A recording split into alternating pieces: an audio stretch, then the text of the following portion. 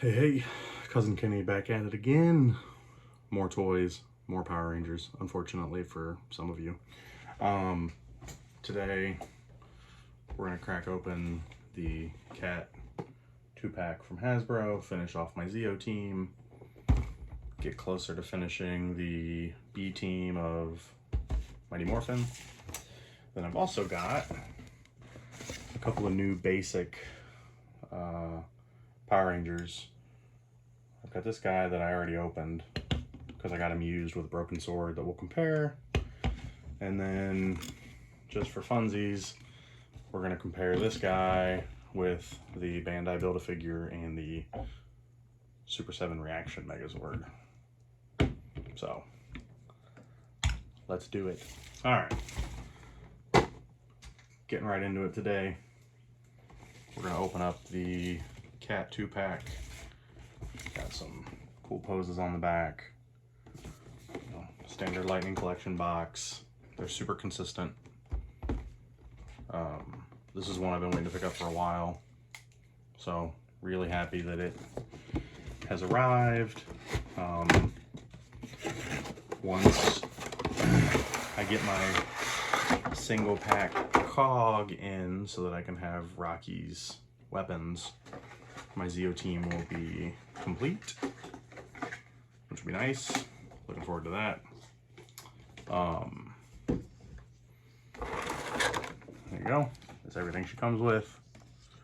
Pretty straightforward.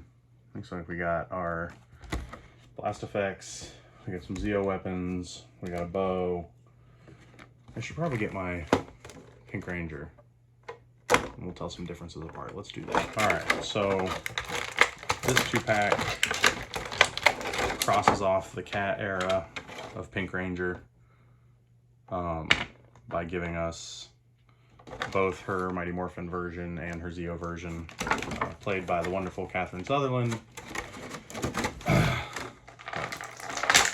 So, first thing first out of here is we have to address the same issue that In Space Pink had, which is these god-forsaken torsos.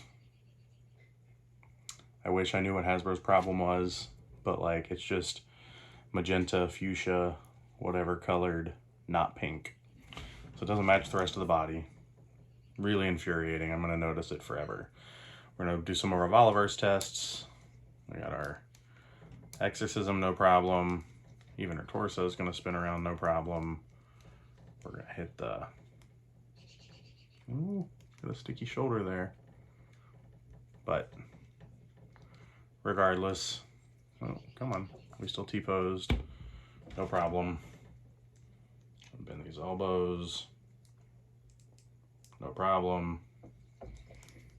So, got that, got that. We're gonna do the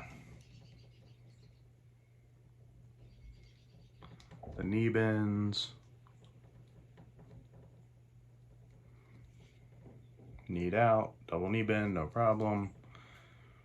Pretty cool. You know, this is old hat for a lot of the Lightning Collection figures.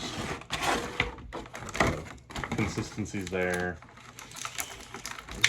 We do want to try, if you look here too, before we do the Van Damme, you can even see the crotch piece is that same darker color. So it just must be whatever they're using on the limbs and the head different. We're not going to get a full Van Damme out of there, but we're also not getting those Voliverse broken hips. So we'll take it. We're going to pop her gun in her little holster here. Pretty cool. Pop the sword out. We're going to do a blast effect. I don't know that I would declare either head sculpt as a home run. They're not bad, but this one almost looks more like that chick from Star Trek Into Darkness. I forget her name. It's not Adam Eve, that's a character from Alice Eve, maybe? Not really the best Catherine Sutherland look. I feel like the hair is not even the right color blonde on either of them, which is too bad. So, unfortunately, that means both of these will probably end up displayed helmeted.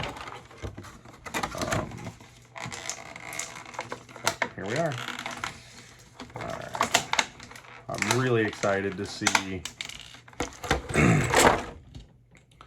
everyone coming with their Zeo weapons. Super fun. So we're gonna throw her shield on her wrist. Get it up in a bit of an action pose. So they've got this. Interesting, that's cool. So this effect is basically a glancing blow off the shield, which is pretty cool, right? Slots right in there to the shield, so you can really kind of appreciate the detail there. Big fan of the way they've been using the blast effects just to make the scenes pop a little more. Looks like they're bringing blast effects to G.I. Joe Classified. Really, really fun. So, all right, well, there's Zeo Pink, ready to go. She's great, except for the head sculpt and the torso. So, you know, if I was going to use an arbitrary scale, I'd probably go like 7 or 8 out of 10 on the figure.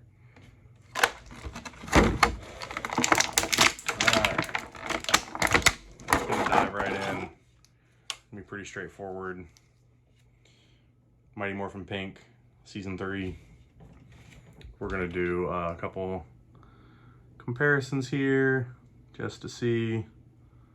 Still has the same problem with the torso. So this is Kimberly, Mighty Morphin Pink. You can see there the fuchsia torso. Just like with Cat, just like with Space Pink.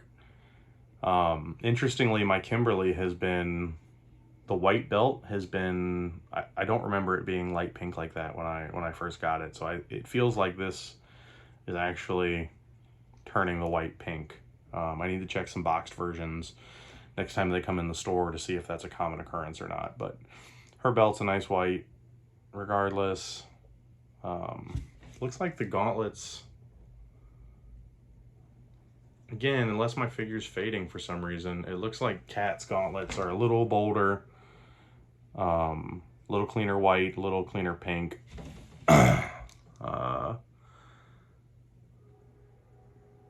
Both still have the pterodactyl coin in the belt. Yeah, I mean, it's possible. I mean, I opened my pink new, so. And like this helmet's got almost a bit of a brighter, glossier pink, and Cat's is almost like a bit more of a matte. I don't even know if you can, it's hard to kind of tell there on the little difference there. So you could tell them apart if you had a trained eye, if you had to, because this one will theoretically be worth less. I'm going to display the Cat with that for that whole arc. But then, where are you? Oh, is this does this go on this? No. I can't tell what this blast effect's for. It doesn't look like the gun goes in it. Nope. So, no idea what this blast effect is going to be used for.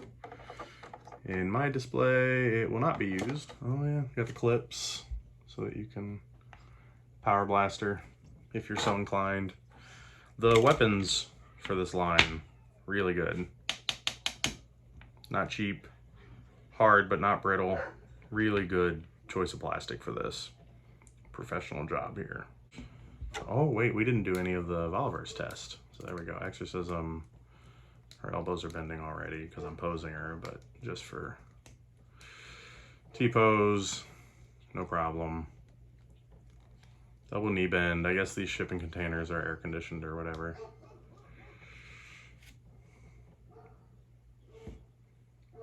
Magenta crotch still, unfortunately, but pretty good otherwise. I thought, as a fan, they did a better job at bringing Kat in to replace Kimberly than they did the Series 2 swap outs. So, I don't actually know. Does anyone know why Amy Jo Johnson left the show? It was kind of abrupt, it feels like, but not as abrupt as the other guys. So, what do I know? Anyways, there you go. Pink 2-pack. Cats are looking good. They're gonna go great in the display.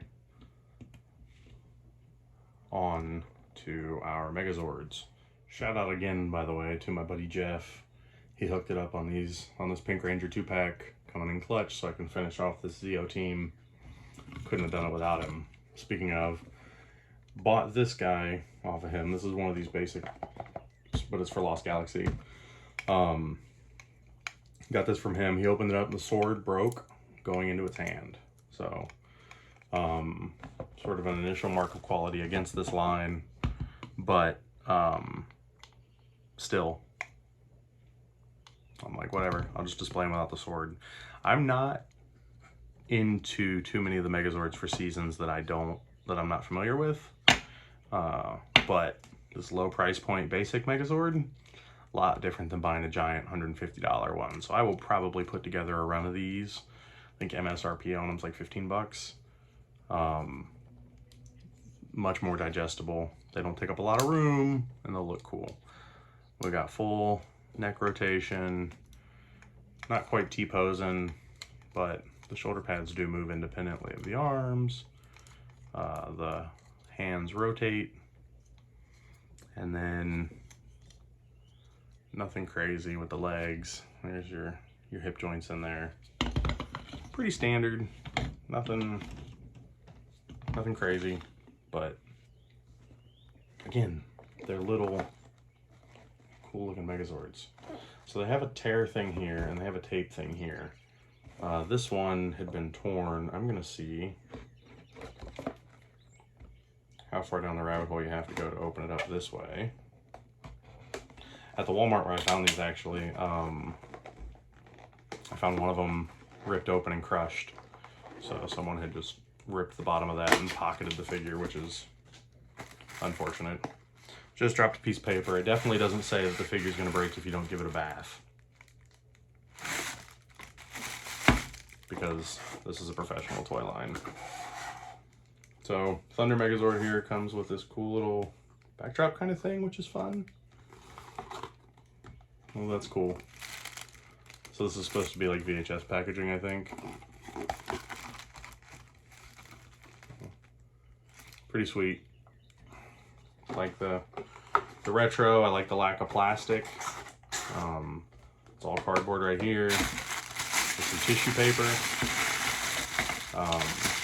I've had a weird hang up about the amount of plastic that toys generate.